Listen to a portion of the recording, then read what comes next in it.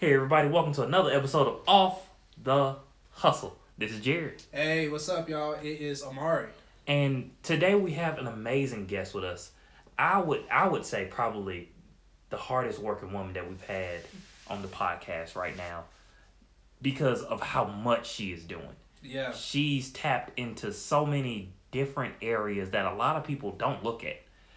I'm gonna say that she's the queen of the gig economy. I don't know if anybody wants to take that from her. But that's all I got. I'm gonna let her do the rest. Oh, Maury, you wanna throw some more in? Nah, bro, I feel like she doesn't just have like a one-trick pony. She is definitely someone who is going through the ranks of between 9 to 5s to working in corporate America to going through the ranks of school, getting education out through just the field experience.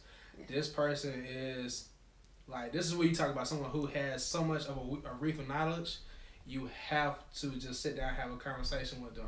It's not going to be like, hey, one conversation, you got it all. This is someone who has the testimonies. So with no further ado, go ahead and introduce yourself. Well, hey, you all. I am Kimberly, the CEO Drive Her. And as my intro always says, your gig strategist, subject matter expert, all things gig economy, and I teach you how to fund your dreams. Ooh, I can tell she worked on that one. Oh yeah, we need to get more fine-tuned. That's what I heard is we need to get a better fine-tuned introduction. Yes. That's my YouTube intro, so gotta put that tagline in it. That's cool. And speaking of YouTube, like that's actually how we came across your platform because funny thing, like I told you before, just researching, trying to find people who are, people working in the gig economy, right. That way of life in Atlanta. And it was like your video came up first. And it didn't come up first by chance. It's like you can tell you put your time in, you put your work into building your platform. So tell everyone who's watching right now, like tell us a little bit more about CEO Drive Her. CEO Drive Her has many dimensions, many tiers to it, but just like income, you have to have many levels, you have to have many streams. That's how I figure I do my business. In short, I focus on the gig economy. The gig economy can range from anything, and that's one thing I want to make very clear for you all that's listening. The gig economy can be babysitting. It can be dog walking. Remember, gig work is just something that is temporarily set. Back in the day, we used to say, oh, I got this gig, or I got this gig. You hear musicians. It was more so for things of that sort, maybe photographers. But now you're hearing it a whole lot more with, just common everyday people saying, oh, yeah, I'm in the gig economy. And it's still pretty growing. Because I tell people I'm in the gig economy, and they're like, what in fact is that? The most common form that people are recognizing it for is freelancing, Uber Eats, DoorDash, Postmates, TaskRabbit. Oh my goodness, it's so many. Oh, Roadie, one of my favorites. I like Roadie. You can do so many different types of gigs on these platforms, all from your cell phone. Okay, apps that you can download on your cell phone. Even businesses, warehousing is getting into it because of the turnover.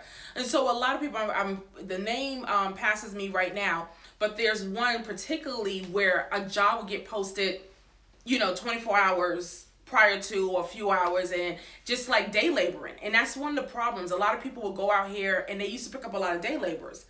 Well, now you got to vet people a little bit. At least now you have this platform where you have to upload ID, you do all those kind of different things, and you can get work for 2 or 3 different days. Sometimes these jobs, these gigs are paying, if you don't want to do the app-based thing, and you really want to be in a professional setting or a warehouse setting, they're paying $19 an hour, $24 an hour, things of that sort. And sometimes they will even try to get you to get hired on. Okay, I think they're low-key secretly trying to recruit, Got to.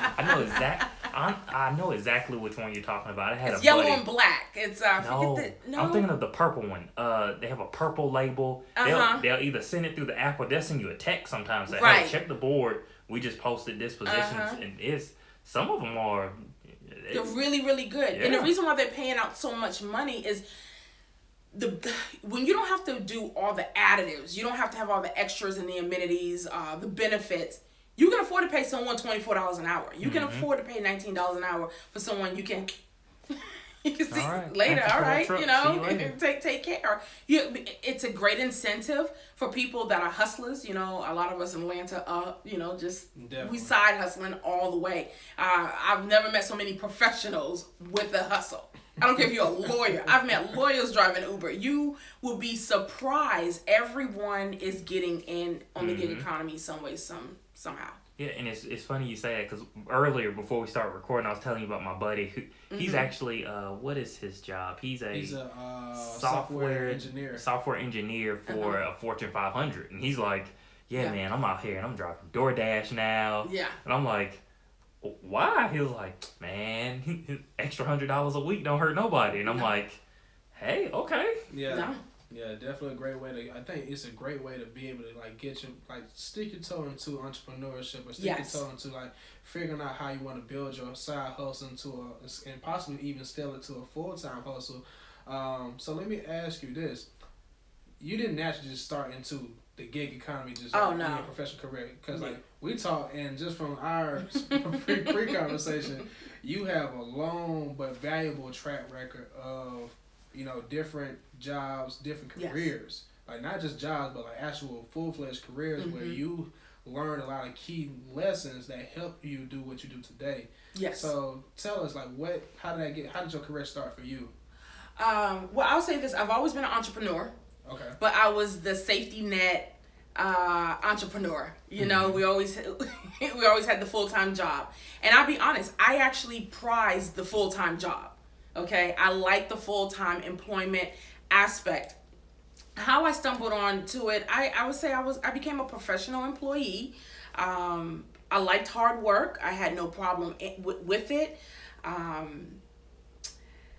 But at some point, it becomes this pull. It's unknown pull. And one of the things I tell my people, I know, and let me say this. I don't know if you've heard this on some podcasts. People will really downplay and talk crap about being an employee. Definitely. And I have a problem with that. Okay? And this is why, and I understand there is some cognitive dissonance. You do have to break away with and implement your own behavioral modifications when it comes to becoming an entrepreneur. But they're selling entrepreneurship the completely wrong way. And you can't, because a lot of us, like me, I don't care if I was scooping poop, if I was flipping burgers or whatever. I'm one of those people, I extrapolate key elements from whatever sector I'm in. So like I told you, when I was young, I was working at, when I was going to school, I was working at UPS, you know? So I'm UPS, what can I extrapolate from there? I was working at Payless Shoes. I worked at Home Depot. I worked on the railroads, okay? Working on the railroads. Then I got into law enforcement. Okay, did that 15 years, went from detention officer to corporal, sergeant, OIC, worked the courts, worked so many different aspects of that. And I used most of my law enforcement training for my entrepreneurship. I was doing budgeting. I got certified through the states. I made sure I took a lot of classes that were for law enforcement, but I knew had a dual component to it that I could use in my own private life. I have clients that come to me, they're like, well, I like my job and it's this, but I really want to build this brand. I make this kind of soap, or I make this, or I make that. And I say, look, be smart. Does your job offer you training? Oh yeah, but I don't do that. What kind of training are they offering you? What kind of certifications are they granting you? Are they partnering with certain schools and you can do this and they give you a $2 raise? All of those elements help play into what it is you're going to do. I didn't finish college. I'm a professional college dropout, I like to say. Salute to you. Okay. Kanye, shout out, college dropout right here. And every time I go back, I have everything that I need. And a lot of times being an employee will, number one, teach you, hopefully if you're an entrepreneur, you one day want to have a staff. So it teaches you what to look what to look for, okay? How to build upon that. How is you as an employee? Are you the disgruntled employee that I just want to build my business, I'm just doing here to get my money? Well, that's what you're going to reap. That's what you're going to get back. So I tell people, no, learn to be the best employee that you possibly can be, and capitalize off of that as much as possible because it's going to pay off later on. And that's what I did with the gig economy because when I first got into the gig economy, it was that cognitive dissonance. It was trauma, y'all. I did not get in the gig economy like, I'm gonna be an Uber driver. Like, literally, I was broke. I lost everything. I, like a moron, cashed out my 457 and whatever. I had expiring dreams. I was like, I'm gonna do this, do that, and literally everything that could possibly happen bad. Lose my apartment, fell behind my car gets repoed. I broke my leg, so I couldn't, because I was training for a race, so ended up breaking my leg, didn't have health insurance, so everything in 6 months that could have possibly happened, it happened. The good thing about it is I was able to learn from those failures, and that's what makes me good and agile and being able to help other people now, because I can, as an entrepreneur, it's not, in 2 weeks I gotta get some money. No, I have to look at, Uber can have a scandal or some kind, and we see what's going on right now. We see Robin, we see all these different things happening. They could crash. They can fall. They can. I don't put it past no corporation. I don't care. You could be the next Enron any day. Okay, yeah. So the next Kmart, and now everything is so rapid. Everything's so rapid, so the fall is even heavier and it's harder. What are you left to do?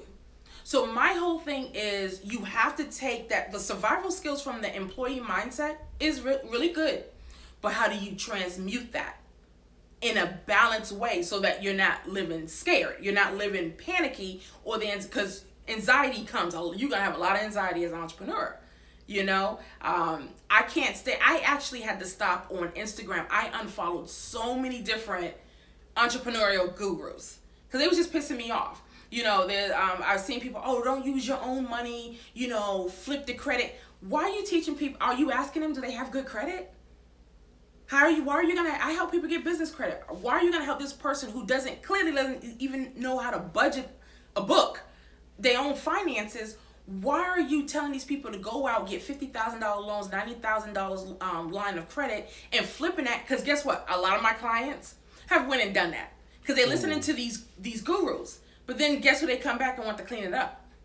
And I'm not doing it. It's a couple things that you touched on that I want to hit. Two of them I'm going to hit rapid fire. Uh-huh.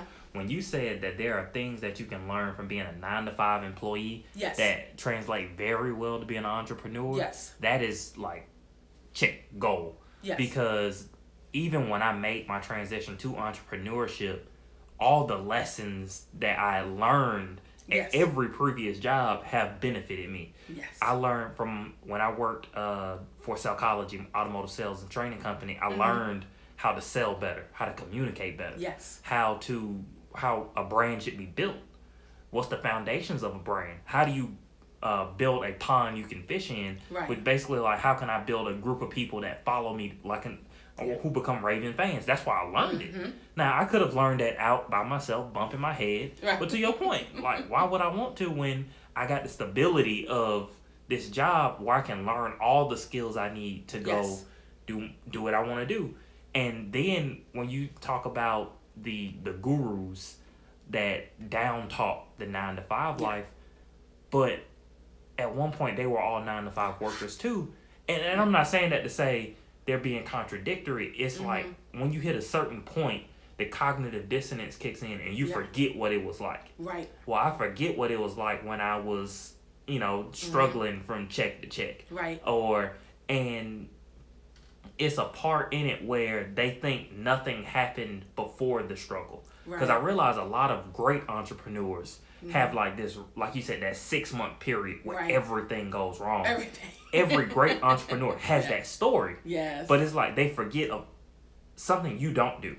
They forget about everything that happened before that great story. Yeah. And I commend you on just being transparent, because a lot of people say, well, it was rough, I was down, I was out, and I pulled myself out. Well, what skills, sir or ma'am? Anytime I do my consults, like I got a new client. Matter of fact, last week, she's a top tier client. And so she literally just threw money at it. She was like, this is what I want to do. And speaking of which, I got that demographic from between the ages of 23 and I would say 32, 33. Oh, that's our demo. Yeah, definitely.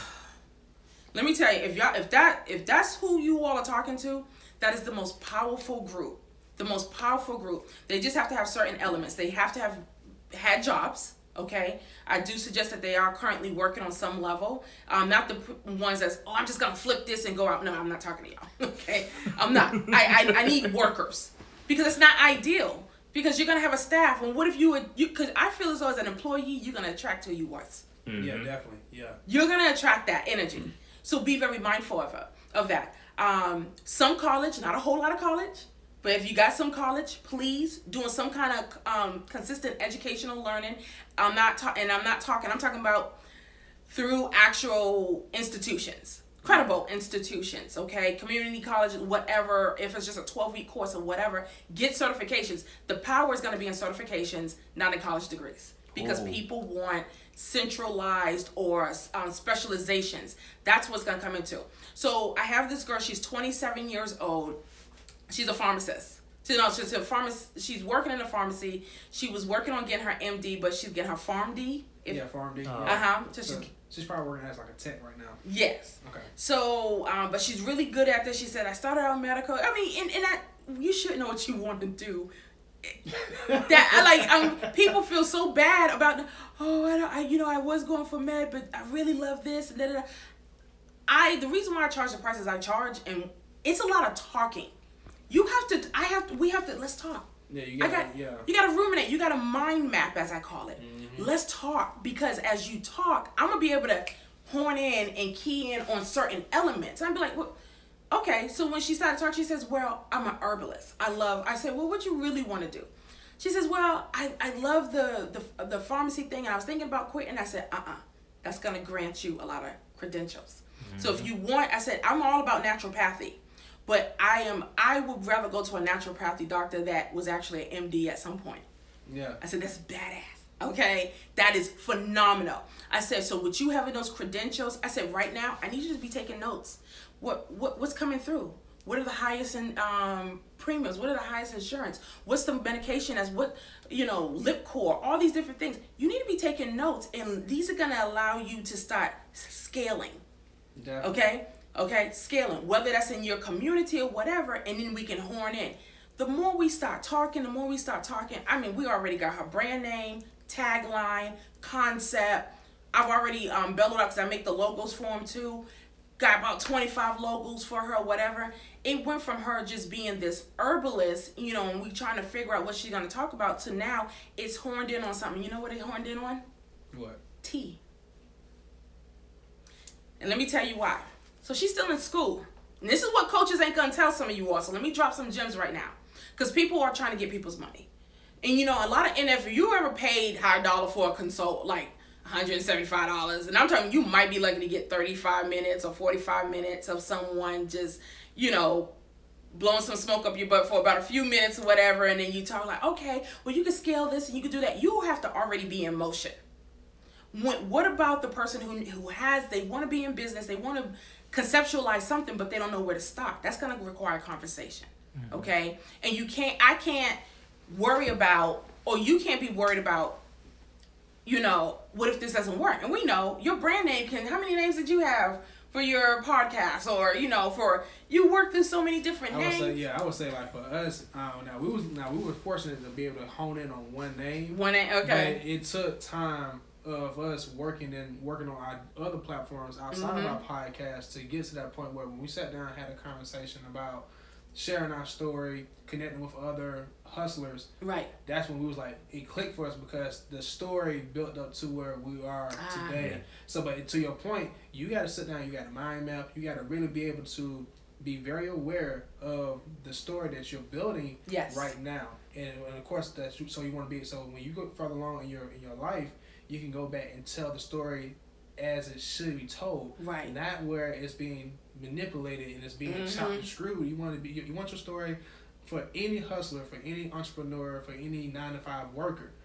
Everybody in this world, you want your story to be told the way that you want it to be told, right? And the only way you can do that is be very aware. So I like what you said, because I like how when you sit down with your client and you really gave them the resources, the equipment. Yes. It's kind of like, I like to put stuff in sports references, because I know a lot of people can connect through sports. So it's like, for example, let's say football, for example. You want to be the next big time quarterback. Right. But if you have, you may have the necessary like natural skill ability, but if you don't have the shoulder pads, the helmet, Right. the pants, the socks, the cleats, like once you get on that field, you gonna be hurt after the first play. I promise you. Right. So the thing is to make sure that you are very aware of how to play the game. Yes. Like, granted, your client, she wants to be in herbal medicine, yes. or being in natural healing. Great.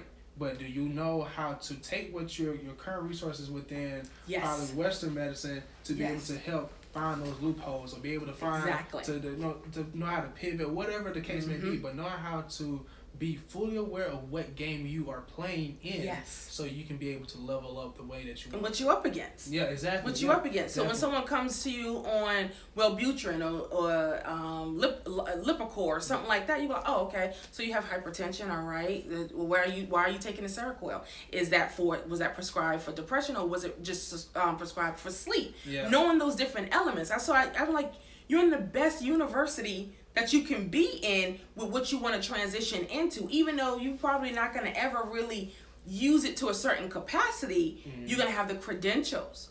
And so, but here's what I did as a coach. I said, okay, because I go through your life. Do you got kids? Do you got this? Are you dead? What's really going on? I got to go back and I got to go forward. I got to look at your living situation. If you try to make payments with me to do a session, and you tell me your grandiose idea, I already know that certain aspects is not going to work. Okay, so with her, it was off to where everything was boom, boom, boom. I said, look, I see how much time you got with school left? You got a few more years, okay. How much study time is that? Okay, I said, hey, I know we was going to build the because she's in Texas, so she wanted a dispensary and she wanted some other things. I said, look, that's going to require something called time. Yeah. It's going to require time. I even said, look, that's cool, you want to do that. Why don't we start formulating some kind of dispensary pen? They got the pens for the cannabis pens. I said, do it with target your audience. Do it with a feminine element. Let's do that. We went through that.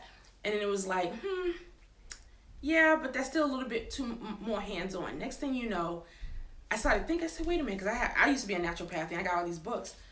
And I said, I get a lot of business. I get hundreds of business ideas. Business brands, whatever. I'd be like, God, man, I want to do this. He'd be like, hey, you ain't doing that. Like, I'm the idea queen. Like I can build one thing. You sat down with me for a couple of hours. I'm talking about build a complete business. Talk about have a business plan, have it mapped out. Tell you, okay, you're gonna go with this company. You're gonna do this. Da da da. Yeah. So I said, wait a minute. I was like, I was thinking about doing this, and then it was called Dripping Tea. Okay, it's called Dripping Tea, and I was gonna go with my boho company, and I said, man, I don't know if I'm gonna get this to you, but next thing you know, sure enough, because a lot of what God gives me is for everyone else. And then I get to live vicariously through them, and I get to dip out because I don't like the commitment. And that's the good thing. And that's the good thing about having a mindset to where you're the abundance of ideas and the reef of knowledge can be able to. That's the purpose of knowledge, is to be able to know how to share it and be able to see other people take it and go about their way, especially when it's a natural fit for them. Yes. Now, when you have, of course, we understand you got people out there who are. They don't have the best intentions. They want to be able to take ideas and try to make it for their own. Yeah. But the thing is, that's not the case. If you spend so much time trying to hoarder all the ideas in your brain, especially as like a business-minded person, you will rot. You will go crazy. You'll go crazy. Seriously. Yeah. Let me tell you, and I'm gonna tell y'all something for listeners, you all, and this really, and one of the things that's gonna come out real soon. A lot of these, I had this thing called death to the influencer. Influencers there's no credibility, and we're seeing a lot of people being exposed. They have not put forth the work. I don't care that they got a 500,000 followers. I don't care that they got 1 million views. You need to ask people what solidifies you. Where are the credentials? What have you done?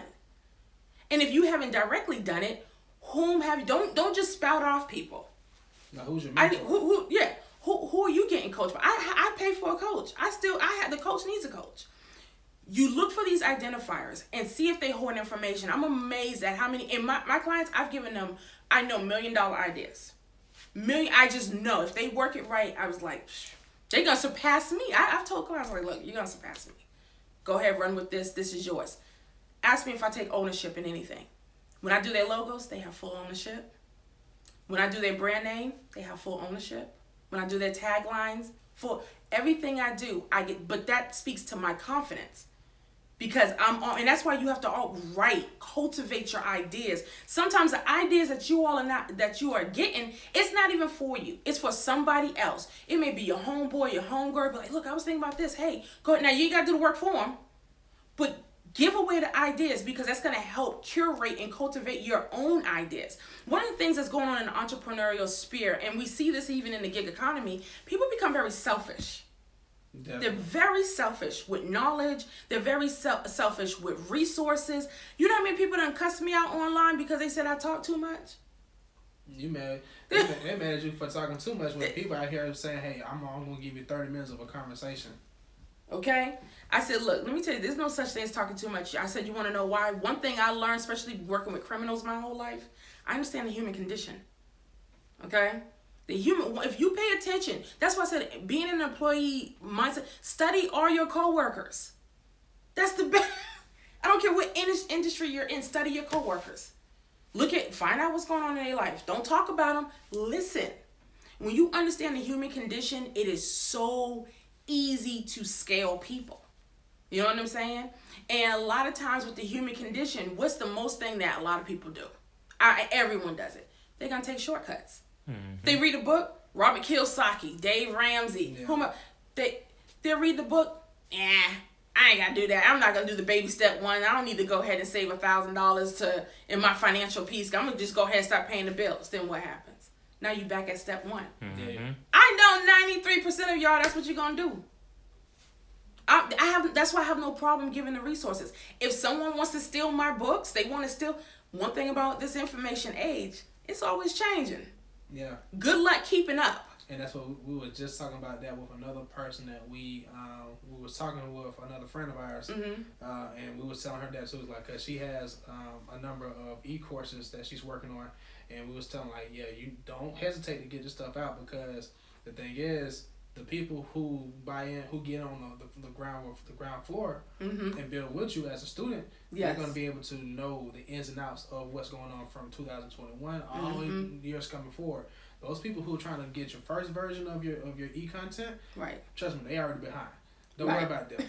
Focus on those people who are giving you that positive energy to mm-hmm. level up. Right. So, that's a major key. Oh yeah. I think what was it, Jay-Z that said it when on to the next one. He says, people want my new. He says, go buy the old album, the blueprint. You know what I'm saying? Sometimes you got to get the blueprint. Go ahead, get the blueprint out there. I have books right now. I'm not revisiting that. It's too late. I'm not talking about it. I'm not. There you go. You know. But with this client, it was in just 2 sessions. Our first session, I gave a discovery session. That leads. I always do a discovery. The discovery allows me to kind of see where they're at, and then we kick off. She bought 8 sessions. This is a 27-year-old in college who knew how to properly invest her money. I gave her the fee, which was almost close to $1,000. Mm-hmm. She's like, okay, how would you want that? Yes. Okay? Yeah. When people see value and they know value, this is all from me driving Uber. She found my video on YouTube. All my clients come to me like that. They're like, wait, but I heard you do business coaching, whatever. Come on, who's going to just listen to an Uber driver? Unless you got some good sense and you really listening. Yeah. Okay? And one thing I understood is you always want to have supplemental income. Speaking of which, we need to get on this topic for any of you all that's trying to get into the gig economy. Understand this. The gig economy is just what it is. It's a gig. Can you finesse it? Can you use it for the long run? You can. But understand, it's not loyal to you. Mm-hmm. Nor should you be loyal to it. The game is never loyal. It's never loyal. It's doggy dog. And if you don't have good self-management skills and self-discipline, it will eat you up. Just like the boy we was talking about earlier, crying. I don't know if you want to say that stuff. But no, that's a worth a lesson. And for those listening, the people just kind of spitfire. We were talking about a video where a person was kind of like shedding out tears about their bad experience being a gig worker, probably doing like either Uber Eats or He was doing Uber Eats. Something like And just to get straight to the point, to what you're talking about is like, hey, the game has no love for nobody. You gotta if you go into any game, I don't care if it's a video game, a business game, a relationship game. If you go into a sport, if you go into any game with no strategy, with no self-awareness of who you are as a player, as well as being self-aware of what game you're going into, you're going to crash and burn very quickly. Now, even for successful people, you're going to crash and burn. You're going to have your moments of setbacks. Right.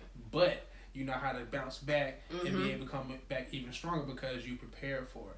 Yeah, but no. And adding to what you're saying about that story, I mean, we talked about it. Yeah. We blame him. Yeah. Horrible management skills. All the blame, in my opinion. Yeah, all the blame. You can tell that he's the person at work that half does the job. And I say that simply because when I've done DoorDash. So when DoorDash tells you what the order is, they give you a price. And the way I always looked at it, that's a price of your time. Yeah. Yes. So now you need to realize, is your time worth, if they give you an order that's 5 miles, right? If you do a mile a minute, which is right. what normal people drive, right? Is your time worth $3.50 right. for 5 minutes? Right. To me, that don't equate. So he and then the other part, why he paying for parking? His hazard lights don't work. Let me tell you something.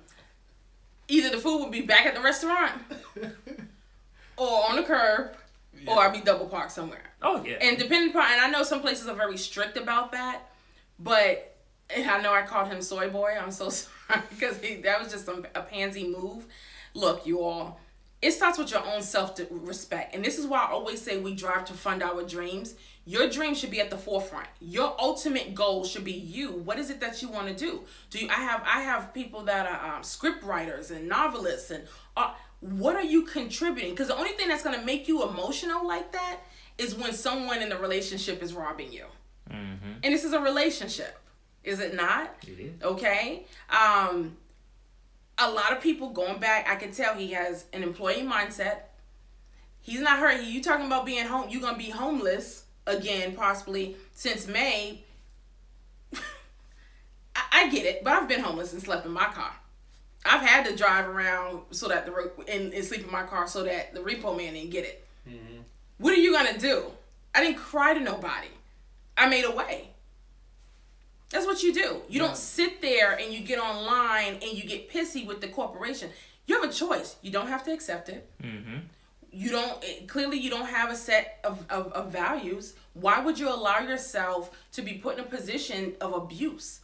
I used to have I don't know I don't know if you could blur it out, but I used to say we don't love these hoes. When it came to the platform, amen. I said we don't love these hoes. Okay. Reason being is because they don't love you. They have a bottom line. If you look at the corporation for what it is, why are you mad? What? It's why? Let's look at this. To me, these are the Wolf of Wall Streets. Okay, I understand this is a beast. No matter whether it's Walmart, it's the water company, electric company. I understand it. I understand you got a bottom line, but understand this. I have a bottom line too. Mm-hmm. I'm gonna get something out of this. So whoever I am side hustling with, you're meeting my bottom line. Okay, not survival. And that's the problem. A lot of people are operating out of survival. When you operate out of survival, that's what you get. You get people whining all the time on YouTube. And I warn people, stay away from those kind of people. Because these are the people who think they're entitled and owed something. Mm-hmm. Wow. And when you're in the gig economy, if you can't see the endless possibilities in the gig economy, but they get conditioned to one platform, one way of doing things, and they literally feel, well, I'm a good employee. You're not an employee, you're a partner. You're a partner, yeah. Yeah, because I'm not gonna lie, when I was doing DoorDash, when I don't know her name, but when that Indian lady used to call me and be like, you done canceled 3 orders in a row, I would tell her, yes, I did. Yeah. Why not? They weren't ready. Right. My job is to pick up the food and get it to the client. My job isn't to wait 30 minutes for them to cook the food and get it to the client. And that's a solid example of how the corporation will hold you accountable. No matter what you got going on in your life, you better hold them accountable as Exactly. as a partner. Because I think DoorDash app crashed. What was that? They 2 always months ago? crashing. I think 2 months ago they had like a crazy crash where they were down for like the whole night. Really? Yeah, because I was like, hey, let me go out real quick. It was one of those busy nights. I'm like, I can tell it's a busy night. And I'm like, let me go out and just grab an order or two. You know DoorDash is busy when your phone starts ring, ring, ring. And I'm like, okay, cool. Let me go. I'll do like an hour or two. And I get out and I'm like, first order I get, it say $9. Oh, it's a good night. Right. $9, 3 miles? I can do that all day, every day. Now I get in and I pick up the food, I drop it off, and I'm waiting for the next order. And I'm like, 15 minutes done went by. Oh, hold on, maybe I'll go back to the house. Right. And then next thing you know, the app logged me out. I'm like, oh. Right. That's a sign. Go home. Right. And then next thing you know, the app logged me back in, and now I'm getting 15 orders back to back. And at first I'm like, oh, this is a blessing. Right. I'm taking all of these and I'm done for the night. I done did the math in my head. I'm like, that's like 150. It'll probably take me an hour and 30. I'm good. Right. And next thing I know, it just kicks me out of every order. And then I called DoorDash and they're like, yeah, our server's down. Yeah. And going back to what you're saying, the employee mindset, an employee would have went, well, what do I got to do to get it back up? Anything you need from me? Me, I said, hey, that sucks for you guys. Yeah, I'm finna head to the house. I parked at Kroger, thank goodness. Right. I'm finna go grab some ice cream. I hope you guys figure this out. Are you gonna let everyone else know? Right. Now I'm not worried about me. I'm worried about everyone else. There's a lot of people out here right now. Right. And you guys aren't sending out any communication. But that's the difference that I saw from me to everyone else. They go in panic mode. You waited to the last moment to pay your rent. You waited to the last moment to take care of a bill or whatever. It's like, as entrepreneurs, we always now, and I'm not always the best at this, but you got to live so many weeks, months ahead. I tell people, you got to have 6 months to a year income. Sitting. Have your emergency funds. Because the worst of it's going to happen. It's always going to happen. With the one of the worst platforms is, in my opinion, is DoorDash. I don't know why people work. They should not work it. One of the things, like you said, they would call you. I'm not an employee. Number one, I have a choice. I can select, but what they do is this strong arm bully form of behavioral modification.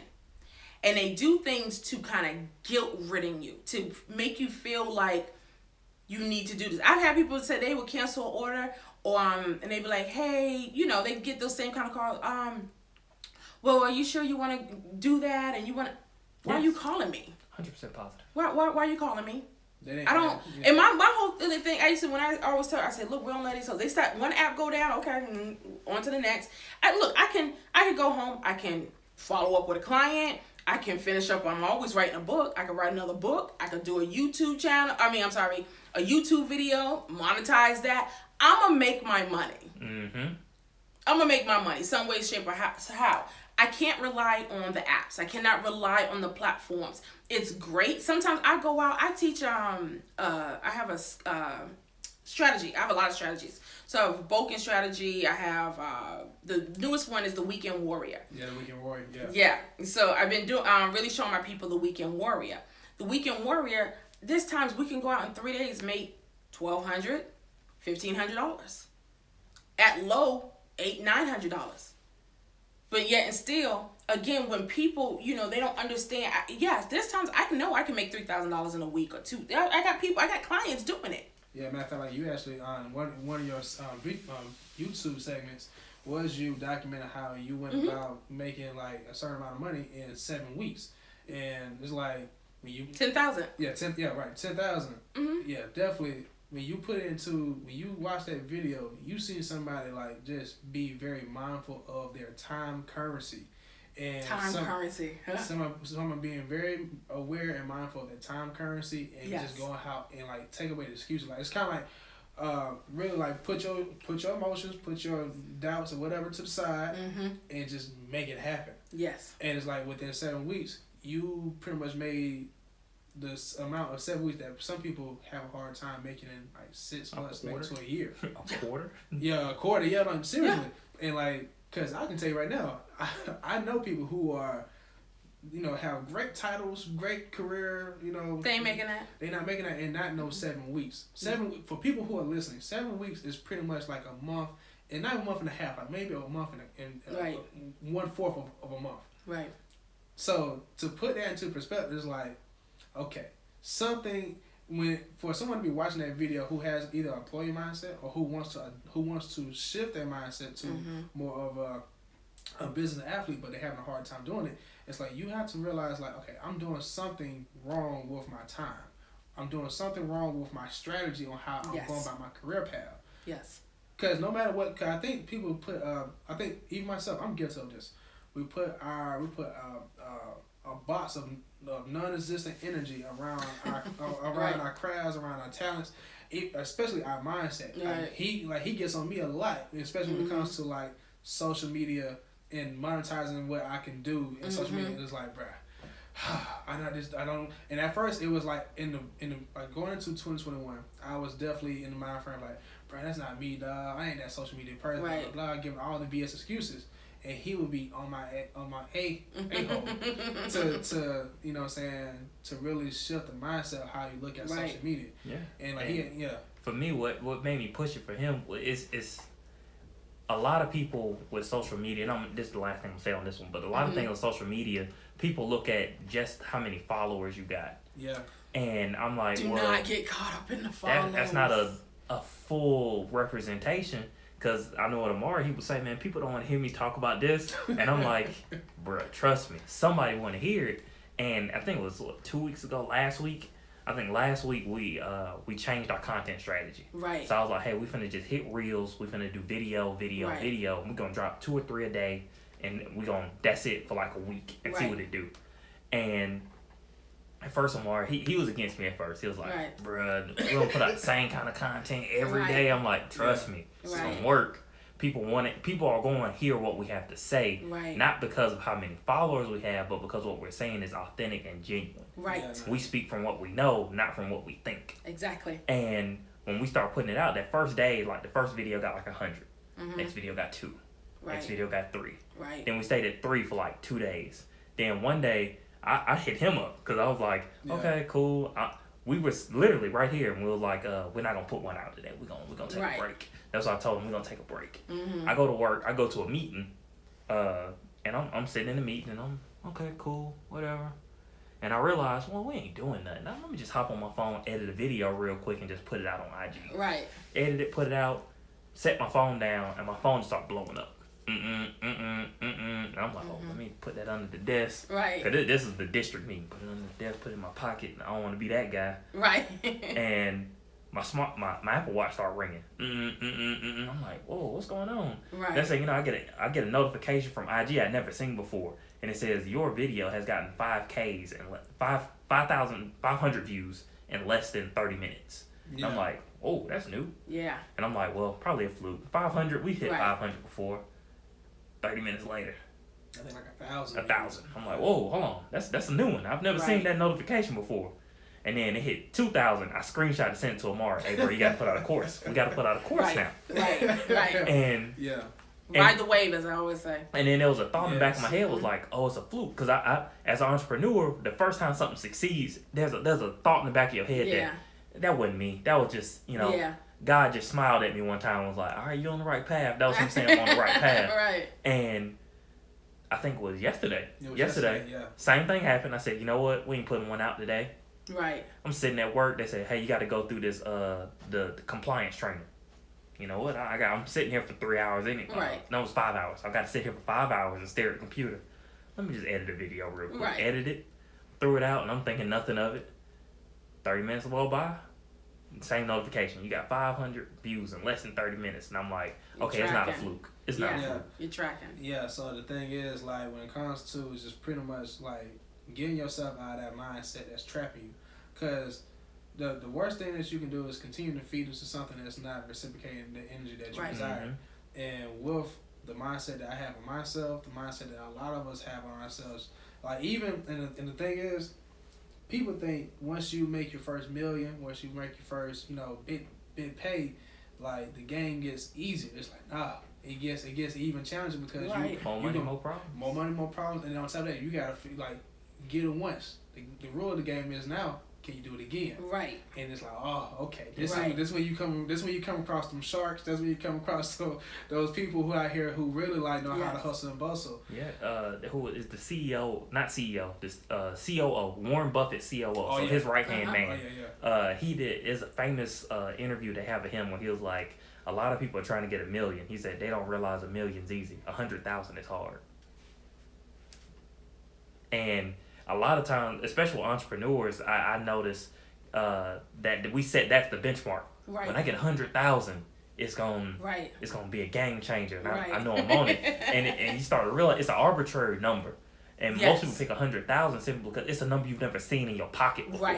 Right. Because the first time I said I'm gonna make 1,000 when I was like 18, I'm gonna make 1,000, and then I end up making 1,000 with a painting business with my buddies. I'm like, 1,000 is easy. Right. College then became realistic to me. Oh yeah. Because it's like, oh, it's only what? How much is college? 38,000.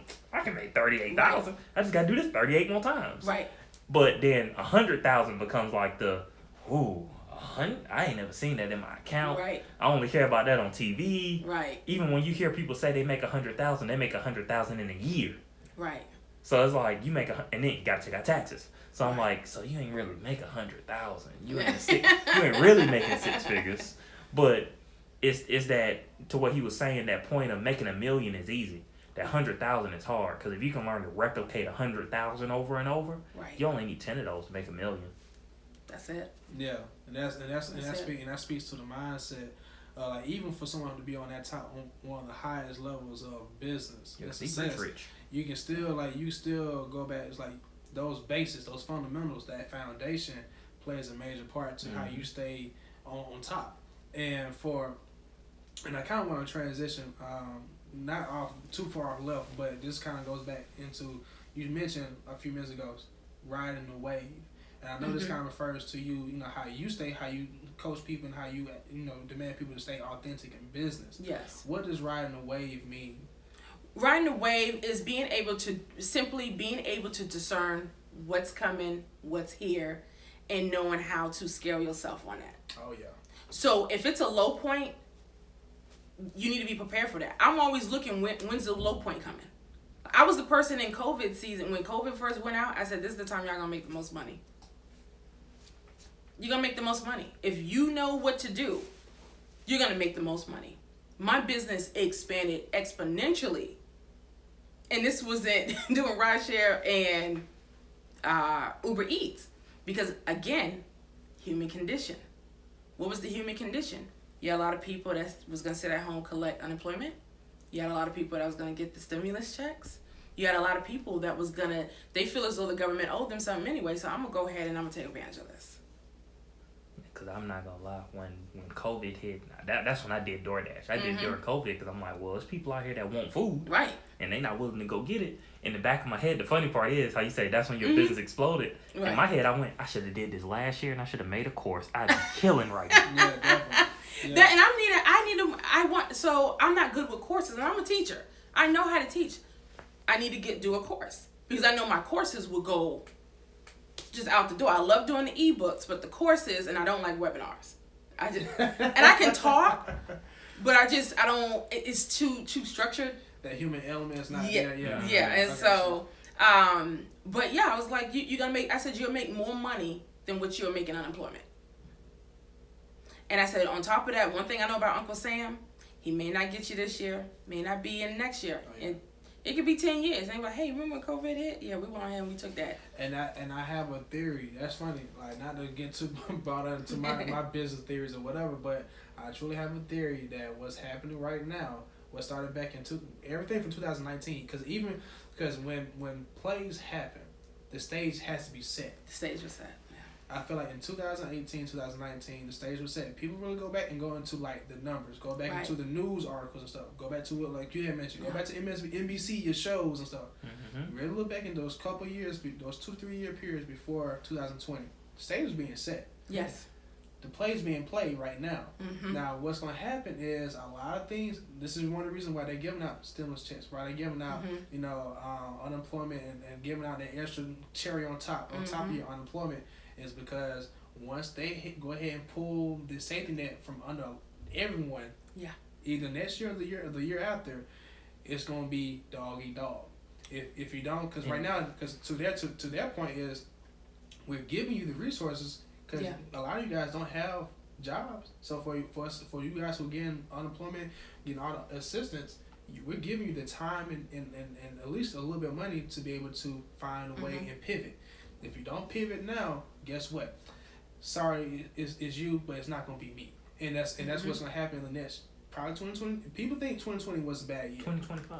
20, yes. Like the reason I say 2025, yeah. and I'm actually going to use this to transition into our next point, is one of the promises that our president made when he came in was he was going to raise the minimum wage. Right. Minimum wage is going to be raised to 15, right, which is double of what it is now, which is amazing. It's great for those people who maybe, work. It's going to be amazing for the half of the workforce that's going to be in existence because it's designed to get rid of half of the workforce. Right. And then that's why I say that, because when I did DoorDash, because I did specifically DoorDash, I started to realize on an average day, if I was not doing anything special and I was just driving and doing what I had to do, I was making about $15 an hour. Right. Which is ironic to me because it made me think about it last night when I was preparing for this interview. Right. I said it's weird that the average pay is going to be raised to $15 an hour. Yep. During DoorDash, I was making $15 an hour. People are now getting conditioned to not go to the restaurants. Yep. And now, and this is no theory, this is just me seeing the future. Right. People are being conditioned to not have to go to the restaurants, and restaurants have 4 years, because he said in 2025 is when it happens, they have 4 years to figure out how to produce the most food with the least amount of people. Right. Preparing it to be delivered. Right. And we spoke off camera about the cloud kitchens, ghost kitchens, whichever one you want to call it. But that's the whole concept. Right. And it's weird now, and I'm putting the pieces together for those who may be listening, who may be able to connect dots better than I am and be able to build some type of business strategy out of this. There is to Amari's point, the stage was set. And now things are being played out for those gig workers who are in it. You are ahead of the curve. Right. Now you need to figure out, to Kim's point, how to make more money doing something you're already doing, because in 4 years everyone's going to be trying to do it because they're not going to be making enough. Yeah.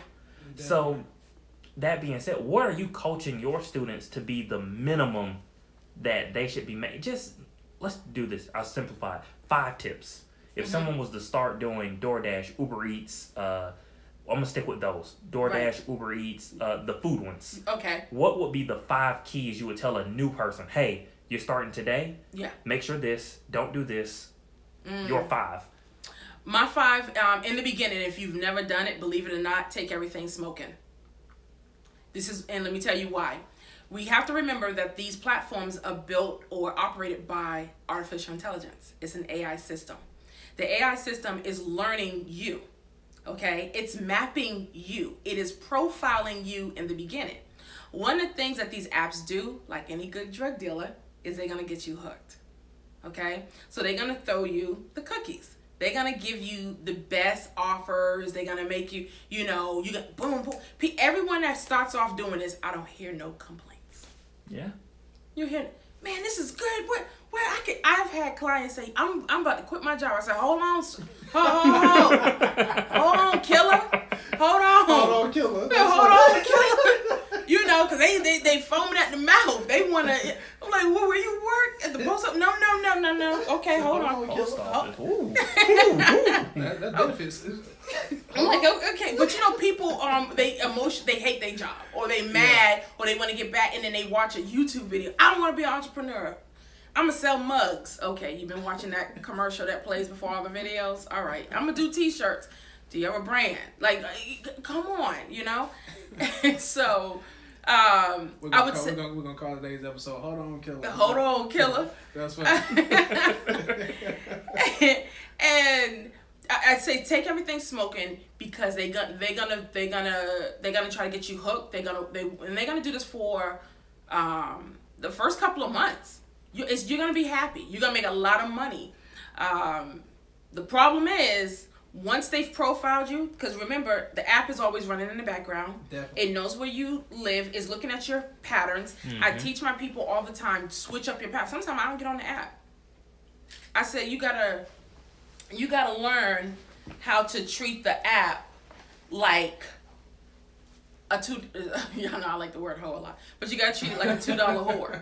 Okay. Yeah. You know, you love it, and then you just okay, I'm gonna put you over there. That's the side chick. You know what I'm saying? I hit you up later. Mm-hmm. Okay. So that's number one. Take everything smoking. Take advantage of it. Go hard. Second thing, learn your demographic. Learn your communities. So many people and maybe because I was in law enforcement, I understand this a whole lot. You know, and we know everything down to the street, to the block, because you literally, it could be triple homicides on this street. The next street is just beautiful lawns and everything. You would never even know the stuff that was going on. And that's when, because I actually have a few friends who work in law enforcement, and it was like one of the best lessons they did, one of the best lessons that they learned that helped them transition over into like what they doing inside of real estate is learning their demographics. Yes. They know how to, they learn how to be able to go. They don't need to use no GPS. I got a friend, like one of my buddies who works in law enforcement. There's two of them. He's one of them. He's very witty with like street knowledge. Like he knows, like he can go into any community. I promise you get us do a week. This dude will know how to drive for dollars without using any smartphone. He like, hey, I know where this street at. Oh, I know. Hey, it's a few houses down this block. Let's make this move here. It's like, wow. Yes. And it's like this is where how you taking those transferable skills and making it happen. Right. Yeah. Yeah, and even when I was doing DoorDash, it's funny that you mentioned that, because one of the things that I made sure that I did was I started to learn my street so well that when I got the order, because they tell you around what area is in. Right. When I got the order, I just go, oh, it's in this area. Where am I going? I could look at the restaurant, Chick-fil-A, this area. I wouldn't need it to say, oh, it would say 3 miles. But I know in my head, where it's coming. Okay, I'm going to this neighborhood. That's not a 3-minute drive. That's a 7-minute drive because I'm back here and I'm not at the restaurant. Exactly. I tell people, and when I say demographic, that's knowing your people. If it's a college town, if it's a senior town, even race, I tell people don't shy away from that, because you got to understand, if you go like a lot of East Asian communities, they don't even believe in tipping. So if you're a person that wants tips, and there's nothing wrong with it. It's literally a custom, and people don't know. I'm writing a book on that right now. The customs of tipping, why it's important. Don't get offended, because some people literally, it's an insult to certain cultures. So that's not what's expected. College towns. If you're gonna work midtown, well, you should know you're not gonna have parking. So do you know how to move quick? Do you know? I know where I could double park. I know where I don't need to. I know where the booters are. I'm so quick with it. People. One of the things I get a lot for is, I get noticed for is my volume. So I can go out in 5 hours and do sometimes even up to 30 deliveries. Wow. Okay. And that's an hour. That's That's an hour. No, that's in like 5 hours. 5 hours. Over the course of hours. Or I'll do 9 hours and do 40. That's unheard of. Now, you're hustling, but I know how to stack. I know how to take advantage of short trip strategies. And that's why I tell people, knowing how to take everything smoking. So I've taken orders and I've done videos on it. I took an order for $1. There'll be $1.17, $1.70 with Uber Eats. I do not do that with DoorDash. Tell you that now. Do not. Uber Eats, though, here's the difference. Now, this is for my area, the areas I work. Like, I like the North Druid Hills area. I like the Emory Hospital areas, you know, so forth. Well, Uber's always running specials. Now, we know they offset that cost to us. You know. Hey, they cheating us. Okay. But again, when you know your area, I kid you not, I've told some of my clients, I said, why did you turn down, well, it was $3.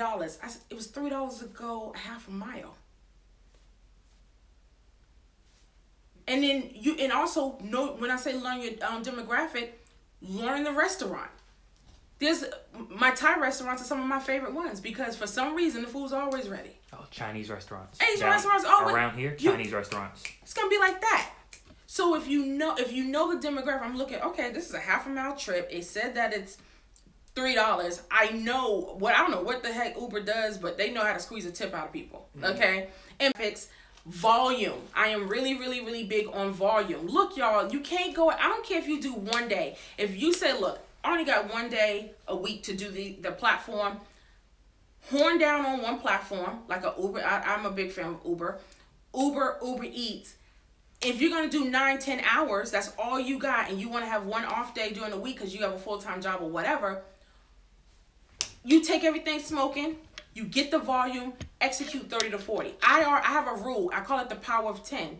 What happens is once you hear that, the power of 10, after you get past a certain number, and I tell my people, make sure you're doing over 10 deliveries or doing over 10, or if you're doing a combo, 10 ride shares. Because what happens is, depending upon if you're selecting them right, it goes over and it starts to average out. So even if you took a $3 one, well, you're gonna get one for $20. You're gonna get one for $15. You're gonna get one for $30. It evens out. So I call that the power of 10. And people are like, they could not conceptualize it. When they started doing it, it was like, because some days you just don't have the mental capacity to go out there and really hustle. You're just like, man, And it happens. It happens. I said that's fine, but you gotta stay consistent. Yeah. You can't be like, I don't feel like working today, so I'm not. Okay, well, you're gonna be mad when it's time for rent, and that's another thing. We're going into number 4. Learn the community as far as the gig community. So a lot of the reason why I'm able to yield a high return and work less hours, I always look at the lab rats. Sorry, don't mean to insult y'all, but I look at the lab rats. If it's the end of the month, well, I'm gonna go out. I already know what y'all gonna do. Again, the conditioning, you know, what's the word I use? Is another word I use, but the human condition. Yeah. I know the human condition. Most people are panicking. Around the 28th, 29th, rent's due on the 1st. Okay? I'll go ahead and take that time off. Or I'll go out earlier. Or I'll go and I'll work the hours you all don't want to work. Period. When you learn the community of that area. Now, if you're in Vegas, well, most drivers are going to want to work nights. Of course. Because it's Vegas. It's Vegas, yeah. So you might be scrapping out there, you know? It's going to be challenging, you know? Oh, yeah. Legit. But you could pivot. You could say, you know what? Yeah, I could really clean up, but you're dealing with pukers, you're dealing with party life people, whatever. I'll tell my clients, I say, hey, have you thought about doing a daytime? Yeah, but there's no money. Maybe you don't know where to go. Where are the executives? See, people are doing business during the daytime, okay? Where are the executives staying? Build some alliances with the hotels. Where's the financial district? Where's the financial district? One of the things that I did when I was living in Cobb County, that was my number one client. I knew just where to go. I knew where to go to Cobb Galleria. Okay. I knew to go to the Cobb Galleria. I knew to go over the Omni. I don't know. Have y'all been to the Battery? Yeah, I have. Yeah. Okay. Go over there. I would get my people. Be set.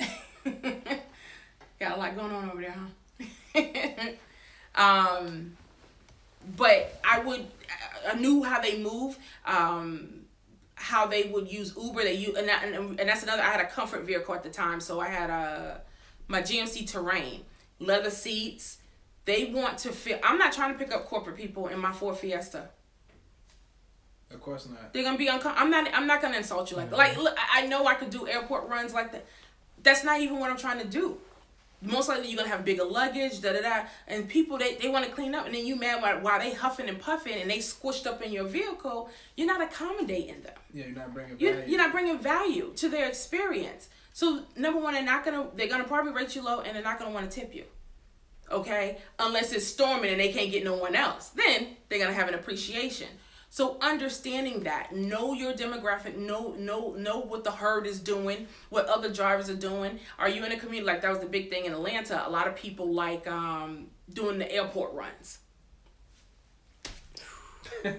You and everybody else. I was like, so, and you know why? Because they watch one YouTube video, or someone comes out, get 100,000 views. I'm gonna give you the 10 tips on how to make money with Uber, and it's gonna be everything it's old news. You're going. I'm like, that was easy. All the stuff they're not doing. All the stuff they're selling you an old bag of tricks. It's like it's not happening like that. You really have to get creative, unless it's opening in a new market. Then that differs. So what was that? 4? Yeah, that was 4. Oh, number 5, have an emergency fund. Always. Have an emergency fund. I'm gonna tell you right now, one of the issues that I deal with, a lot of people, which I don't like panicky clients, and I don't like people that's in a bad spot, because then that energy, it transfers onto me. And I'm a helper. I want solution. I'm more of the alpha in that area. Being in law enforcement, it's about resolution. And I'm a rescuer. But I had to train myself not to do that, because it becomes more stressful. And so that's why I wrote books and said, look, you help yourself. Because people get out here, your car raggedy. The repo man looking for you.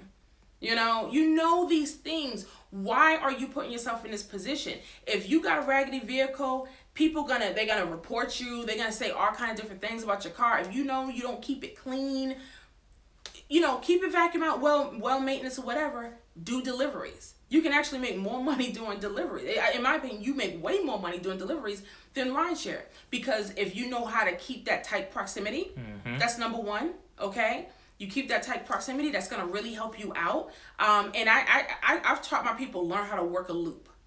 Once you get in a bubble. Once you get in a bubble, you'd be lucky if you find a bush to go pee in, because it's gonna be back to back to back to back to back. It's fun. I didn't mean to cut you off, but it's funny that you say that, because I started thinking about when I was driving. I literally stayed within 7 miles of here. I didn't leave out of the loop. And if I left out of the loop, I would go to like McDonough. But I know McDonough so well from working over there that it was like, I'm really just gonna stay in this one little area. Right. Now I'm thinking back to it, I'm like, oh yeah. When I tried to do different stuff is when stuff didn't go the way I wanted. Right. When I stayed within 7 miles in my head, I did 7 miles within Chick-fil-A. If I stay 7 miles within Chick-fil-A, I'm fine. Yeah, it's almost like, oh, boom, boom, boom, boom, boom. It's not gonna. Atlanta could be a little different, because you'll be surprised. People, they want what they want. Well, sometimes, but if something pulls me out 15 miles, well, I chose that because I know where I'm going, and I could just get in another bubble, and I want to be up in that area. But yeah, those bubbles are phenomenal. I've literally there's been times on a half a tank of gas with bonuses and quests, made anywhere between $500 to $700 with a half a tank of gas, and I'm not using up miles.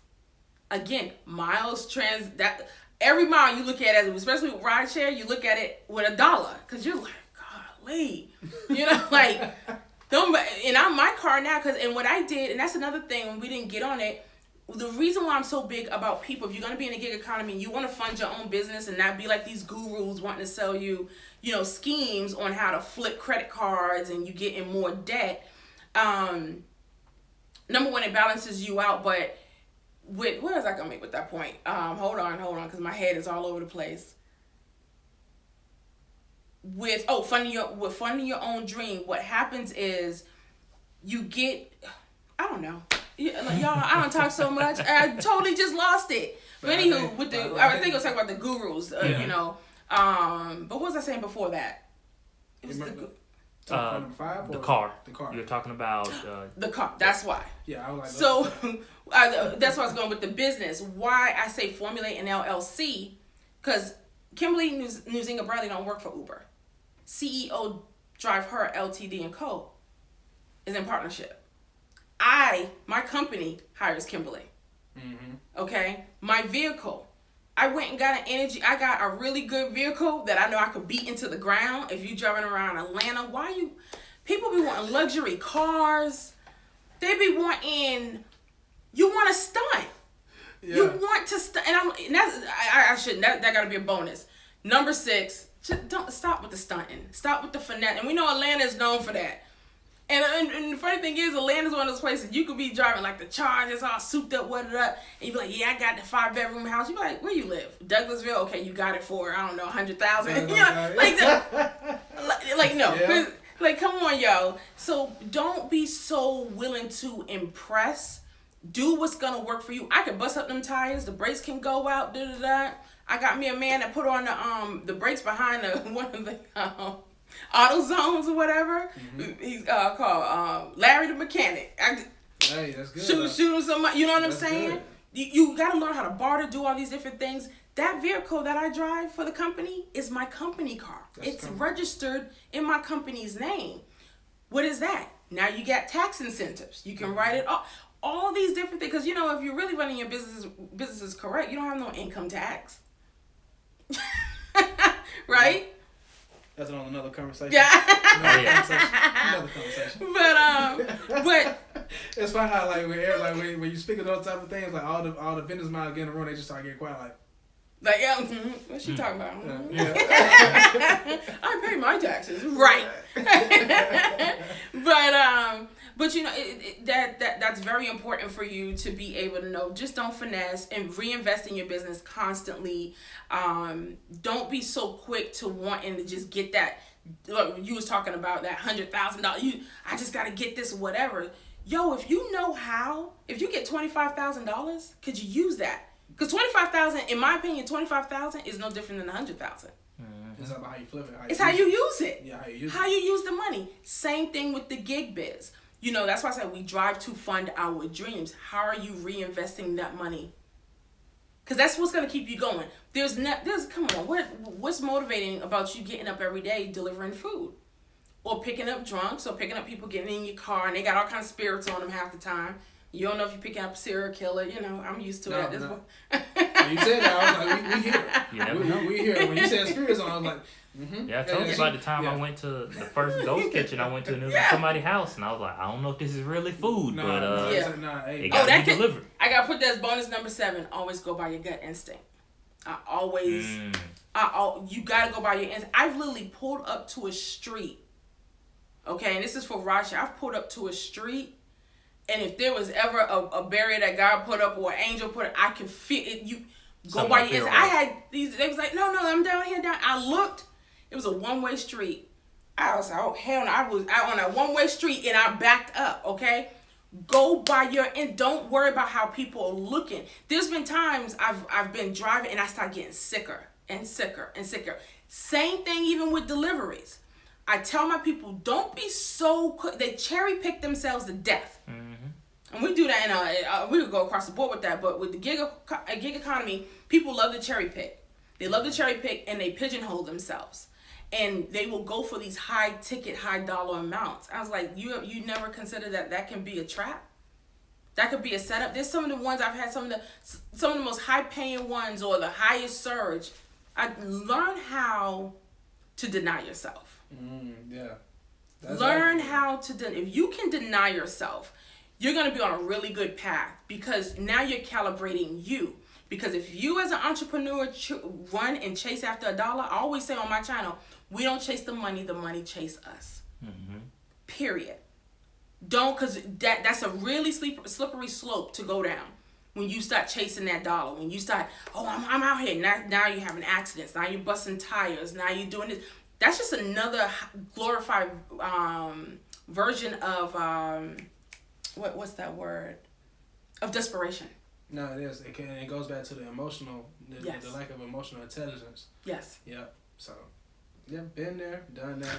Hey, trust me. We all have. That's why I can talk about it. And you find someone who's in business that tells you that they don't have any bumps and bruises. I promise you, get away from them. But I totally agree with you. Enough business. Yeah, definitely did enough business, and I totally agree with you. Like, I actually believe that you don't just have one brain, you have 3. You have your brain, you have your actual brain, you have your heart, and then you have your gut. Right. And there's a reason why all those things are connected. And like, if you actually look at the human anatomy, they all start from the center. Yep. From the gut going up to your brain. It's like the gut and your heart actually give you the heads up before it even gets to your brain to even be able to break it down and put it into the right perspective for yourself. Well, they call the gut the second brain. Yeah, right. I have a book actually on it, and it's the second brain. Mm-hmm. Go by. In law enforcement, we did it all the time. Yeah. We naturally become like these clairvoyants by default because of something called situational awareness. I apply situational awareness in what I do in the gig economy all the time, whether good or bad. Your situational awareness needs to be heightened. When you step into a networking room, how's your situational awareness? Mm-hmm. In Atlanta, it better be on 10 because everyone's finessing. Yep. Everyone's hustling and I got, I'm gonna tell you right now, I'm not impressed by anyone telling me that they're an entrepreneur, that they got a business. So many people got businesses, so many people got this, and that one word I hate is networking. Let's network. I'm networking with this. No, you're not. No, you're not. You met this person at a cocktail party, and now and you've been communicating with them. I can tell. You can almost spot these people out, but they'll look down on me as an Uber driver. When I introduce myself to people, when I'm in some of these spaces, or I go to, I'm mingling, I don't tell them I've written over 20 books and that on my bed. I said, oh no, I'm a freelancer. I do, but I do a bit of writing. But oh, you're a freelancer? What you do? Oh, I do the gig economy. What's that? And then I explain. I do Uber Eats, I get one or two people. I get the person that's gonna go, oh, that's cute, and walk away. Yeah. Or you're gonna get the person that's like, can you tell me more about that? And when I hear that, I know even if they're not doing the gig economy, then they're like, I can take, if you watching the space of the gig world, it's coming your way. Yeah. No matter what you're in, it's coming your way. Why wouldn't you sit down and talk to a person and say, well, how would this affect my sector? I knew something. Even when it's to the point we're delivering the hospitals, we deliver school cafeterias. It was just, like, you got to look at those little things, those little micro expressions and events that's going on can really help you shape or foresee where the world is shaping towards. Yeah. But people don't want to see until it's too late. Yeah. And for those who, and as we close out, for those who aren't paying attention, the gig economy is in so many places and people use it so often that they don't realize they're using it anymore. Right. Aside from, everyone always thinks of DoorDash, they think of Uber, they think of Uber Eats, but they're not looking at, like you said, there's one for warehouse workers. Mm-hmm. People don't look at TaskRabbit. Right. People don't look at Fiverr. People don't look at Upwork. Yep. Those are also Well, point to pick up. That's point what to pick up. Walmart's contracted with them. Mm-hmm. So people aren't looking at these small places where gig workers or freelancers, Right. whichever term you prefer, Right. are actually infiltrating business. Right. Because there are Fortune 500 companies that will rather go find someone on Fiverr to do the job than to hire somebody You to can pay them have a lot on less. full staff. Yeah, definitely. Yeah. And it's funny, and the reason I mention Fiverr is because I can see people on there who have really found Right. how to really use it. Right. And there are people who have went from, and I use real estate, Mm-hmm. who were once the person that did the skip tracing for real estate, Right. real estate agents, who said, well, why am I going to let you pay me $15 an hour when I can go to Fiverr and I can charge people $150 for what you taught me how to do in 15 Exactly. minutes? Exactly. And it's a lot. And to your point, those people who call themselves entrepreneurs or business owners who aren't looking at the long range. One thing at Off the Hustle, one thing me and Amari talk about all the time is, where are people not looking? Right. Because those who hit that high level, they stop looking. Yeah. So for me, I always consider myself on the way up. And when I learn something, Mm-hmm. I tend to, okay, I learned this, but where am I not looking at? Right. So for those who are, to your point, looking down on the people who are in the gig economy, Mm-hmm. I look at them as that first level of entrepreneurship. Someone who maybe they're not comfortable enough to jump all the way out, but they know how to jump out and leverage someone else's marketing. Yes. They know how to jump out and leverage someone else's Yep. network that they've already set up. Because that's all DoorDash, Uber Eats. That's Yep. all it is. It's a network. Network. Definitely. Mm-hmm. Yeah. Uber was just a taxi company just taking out taxi workers. Right. That's all you did. Right. And now they're doing it to grocery. Yeah. And if you're smart, you're thinking, well, where are they going next? Well, I can tell you, like, Uber is a case in point. Uber is not even, do you not know Uber's not a rideshare company by definition? No, what is it? It's Uber Technologies. Mm-hmm. Okay. Uber did just make a Well, they made a number of acquisitions. Yeah, they made a few. Yeah. But from the start, because what is it? It's data harvesting. The money is in the data, the behavioral analysts, all those different things. Uber is cornering the market big time. Okay, so they're seeing what you're buying, like Amazon, what you're buying, where you're going, how people modes of travel. Or now outside companies are reaching out to them for events and all kind of different things. Because like, where how did this go before? When if a city like the city of Atlanta is gonna set up traffic and they gotta set these things up, they're in cahoots with Uber. They have to now. They have to. Because now that's going to determine, people will plan their vacations. Are you using taxi services or are you using Uber? Okay. It's about accessibility. So now that they have that, they've cornered the market on that and they're getting even more data. That's why I tell people, you got to throw the algorithm off. learn to throw the algorithm off. Learn to throw the AI off.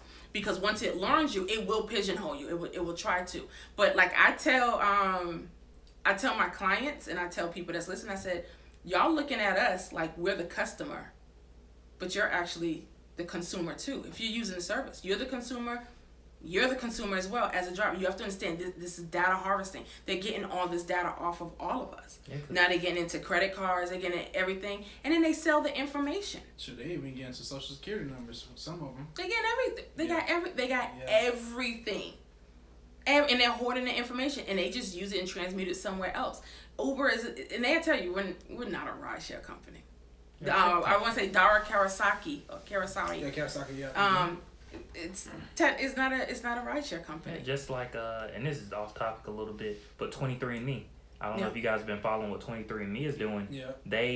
They're about to do an IPO. They're about to go public. Okay. 23andMe said we're not what their focus isn't what everyone's looking at. Right. Everyone's looking at, they're helping us find our ancestry. No, 23andMe said we're mapping genetics so that we can stop diseases. And it's like, well, and it goes to what we've been saying. Where are people not looking? They will look. Everyone else is looking at. They're helping me find my ancestry. 23andMe said, no, we don't care about you and your ancestry. Well, we care, but what we really care about is what's the next COVID, and how can we stop it early by mapping genetics. And you're freely sending in your DNA. Actually, you're paying to send in your DNA. Some of the things I be telling people, they're like, this is crap. Like, y'all, you got, like, I maybe because I dealt with criminals for a great deal of my life, I naturally look for those things. I look for the fault lines. You come sell me something, I'm always looking around, whatever it is. It's the like the movie theater concession stand module. Oh yeah, definitely. They don't make no money off of the movie. They make no money. They make all their money off of that cheap popcorn and oiled down butter and the overpriced candies and soda. Mm-hmm. And paying little kids $5 an hour at the movie theater. All the big cahoots, all that, they make no money off of those. And the thing is, I'm so glad that you know your background within the prison system, within correction enforcement, it teaches you about the mindset of some of your best business tycoons, because the difference between there's no hatred towards anybody, but a lot of your best, most wittiest minds are behind bars. Yeah. And everybody's not going to jail for murder or drug things. A lot of them are white collar crimes. A lot of them are very, very, even for those people who are going to jail for those type of crimes, they were smart. They smart. It's something my grandmother. Very smart. It's something my grandmother once said to me. She was like, it was weird because I gotta lay it out. Down the street from my grandmother's house was and you've seen it. Yeah. There's a brick building. That building used to be like the corner store. Okay. The corner store sold a lot of drugs. Okay. That's just what it is. Mm-hmm. So one day I remember my grandma was sitting under the porch. She said, "See that down there? Those are great business minds that got wasted because they looked at the wrong thing." Yeah. And it makes me look back to what Amari's saying is when you look at a prison and you're seeing all those drug dealers, there are plenty of CEOs who you can document who have interviews where they're on YouTube where they say, I would rather hire a ex drug dealer than hire someone with an MBA because they're greater business people. Right. They're, to you, what you were saying, they know the human condition and they know how people will react. Right. And on top of that, they're so aware, they have that situational awareness that you were talking about, that they can tell you what someone wants by the way they walk. Oh yeah, they're reading you all day. They read people all day. Malcolm Gladwell, one of my favorite writers, in his book Blink, he has this called thin slicing. So you're familiar with that? Yes. And that's an FBI trait. You better learn how, because seconds matter. I tell people that all the time. I just did a video on YouTube because this girl she was doing Postmates and someone stole a vehicle. It was the last video I posted, and I was telling people, I was like, look, y'all, seconds matters. You have to understand that. That's why you put your keys in your pocket, make sure you look around, make eye contact, do all these different things. And so these criminals, a lot of times, because they know they got to get in for the kill real quick. And I'm talking about just the sly ones. If it's a used car salesman, they're gonna look at your shoes, your socks, look at everything, how you walk, your confidence. They are going to size you up. They'll know you better than you know you. Yeah, and people love for someone to walk up and just know them. They just, they feel special. It's like, because let's just be honest, a lot of times we walk through this world and we feel like we're not seen. But when someone actually sees you, they don't give you a underhand compliment. And one thing I know, I don't give false compliments, right? But I'm really good at, I'm gonna assess you. I'm gonna see, okay, what's this, what's that, I'm not doing flattery, but I'm gonna build upon that. Then we can, worry about the fault lines, or whatnot. But yeah, they're watching you. I remember when I was working in a jail, and we have the pods. The guys, I could come off the elevator. I know they're about 1,000 feet away. They wouldn't even have seen me. They would smell my perfume. They could feel that energy. They know you. They're hunters. Okay? These people are really, really good and crafted. They would build stuff. They would build stuff in the jail. They would draw things out. They would do all kinds of different things. And it was amazing how talented these guys are. All kinds of crimes. And it goes to the point of when you pull away a lot of that extra, and just speaking from family members that I know that were in jail, when you pull away a lot of the extra that the world puts on top of it, and you really have a lot of time to focus on, and some choose to, some choose not to focus on what you can do, right. You start to see a lot of things. There are a lot of people who go into prison thinking, I can't draw. Right. And they come out and they're like some of the greatest artists you ever seen. Exactly. And it's more because they probably had the skill. Someone told them they weren't good at it. Right. But now that external factor has been extracted. Right. And they have nothing to do but think. Even looking at someone like Wall Street Trapper, because we mentioned him earlier, when you're put in that situation where you have to learn something, but you already have the instincts of a hunter. Right. When you get out of that situation, now you think, okay, how can I hunt? Exactly. I have to hunt different now. Exactly. Even for me, coming from car sales, it's funny that you say that, because one thing we were taught was to build rapport. I was taught how to build rapport, not off false pretense, because people can sense it. Yes. Because people just like animals, they can feel when something's ingenuine. Mm-hmm. But when you have that thought in your head of, okay, I used to go into every customer that walked in is find something I like about them. Right. Because I've had people who, and everyone knows, when you go to buy a car, you want to tell people, I want the best price, I started telling people, hey, I want to win just like you want to win. Right. I love winners. Right. It's the truth. I love winners. Mm-hmm. When you tell someone that, when they're trying to get the best price out of you, they're like, okay, well, how can we both win now? Right. That's what they're thinking. Right. And me at the same time, I'm thinking, how can we both win? Right. But sometimes you have to put it out. How can I win and how can you win? Because I'm going to tell you, I'm a winner. I hate losing. Right. I can sense that about you and I like it. Uh-huh. How can we both win right now? Or how can we both lose so that no one wins? Right. And when you say something like that, you build that bridge. Like you were saying, you build the bridge. And I think a lot of people, to sum up everything, they forget how to hunt. Yeah. I feel like everyone is born with hunter's instinct. We are. We're hunters and gatherers. Yeah, that's and as life goes on, you let external factors pull the hunt out of you. And the reason jobs, school systems. And the reason I like the gig economy, when I was doing it, I still do it. I need $20 real quick, let me go drive it. Right. But when you do it, what the best part about it is it brings the hunter back out of you. Yes, I would recommend it. If you got a car and you got a free weekend when you ain't doing nothing, hey, just give it a try. And the reason I say it is because it brings the hunter back out. Yes. My buddy who does it, he wants to start a vending machine business. He's been do that too. Procrastinating on how should I talk to people? Where should I do it? He went and drove DoorDash for one weekend. He's like, bro, I can talk to anybody now. Because it brought the hunter back out of him. Right. He could see my actions directly bring me money. Right. Whereas opposed to when you work a 9 to 5, you don't see it. You translate hours into money. Whereas opposed to when you do the gig economy, you transfer actions into money. And I feel like that's what ultimately will bring society back to that hunter.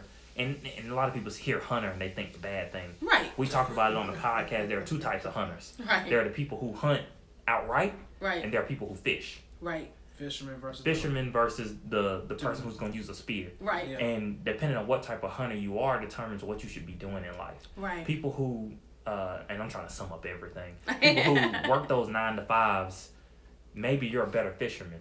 Right. Maybe you're good having a boat that's secure. Right. And you can cast the line out and bring in a little extra. Right. But there are some people who aren't comfortable doing it. Right. There's some people who, being in that environment of you have to do this and you have to send in these reports and you have to answer this person, you got to be here by 9 o'clock or you can go home. That don't work for everybody. Right. But some people, that's like putting a cat in a box and shaking it up. Right. And they need to be out hunting, Right. finding it themselves. But you can't judge someone else for what their comfort level is. Like you said, Exactly. everyone was made as hunters or gatherers. Right. I firmly believe all the gatherers became 9-to-5 employees. Yeah. You need those. Yes. All the hunters became your entrepreneurs, your small business owners, and you need those. One without the other doesn't succeed. Exactly. A hunter doesn't have anything to put his food with if the gatherer hasn't set up a base of operation. Exactly. We need them. Yeah, man.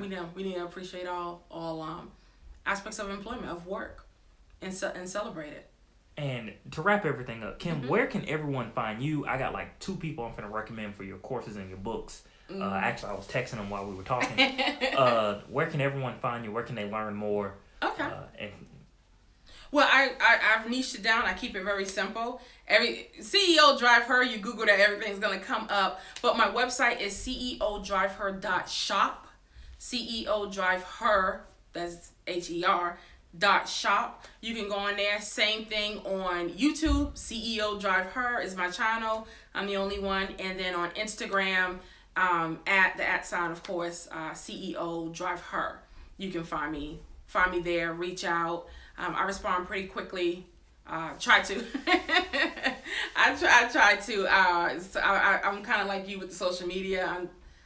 Hey, we getting there, we getting there. We're definitely getting there. Oh, I can't. I have another company. I was really big on social media, and I X'd it because I do holistic wellness too, and I had to be honest with myself. I'd rather hire someone to do it as opposed to it wasn't a love anymore. And I was younger when I really was into it, really good, but that's time and that's money. Time. It's the time, and you have to keep up. You got to answer with people, and I'm just like, I just turn my phone over, So, but yeah, you can. If the website is the best way to contact me, actually, the CEO Drive Her. You can do a submission form. My contact information is on there. I do respond very quickly to any inquiries there, and I do depending upon if you want to get a package, I do a free 15-minute discovery for people, and it's for serious, lurkers or what have you. That's a hard stop on that 15 minutes. Yeah, it's a timer. Yeah, you guys know. So you gotta come. These are for the people that you know. You're not wondering. You know what you know. You can look at the service packages, things of that sort. And for your audience, I'm gonna do a 25% off discount code that they can put in using your podcast name and everything. And do that, and that'll be all for books and services. So if you guys are interested, I recommend it for everyone. Yes. Get out and give it a try. I've done the gig economy, and it did, for the time I used it, it did what I needed to do. Right. So, hey, if you're trying to get back in touch with that entrepreneurial spirit, see if you're actually a hunter or a gatherer, this is a great way to do it. Or if you just want to figure out how she made $10,000 in 7 weeks. I don't know about anybody else, but that tends to be a game changer. And I just wrote a book on it too. Yeah, definitely. And also too, if you're trying to get your business off the ground or either further get your business to the next level, reach out to her. She also does business consulting. Yes. Make it happen. Stop. Hey, don't hesitate to pull that trigger. This is Jared. This is Amari. Peace. Peace.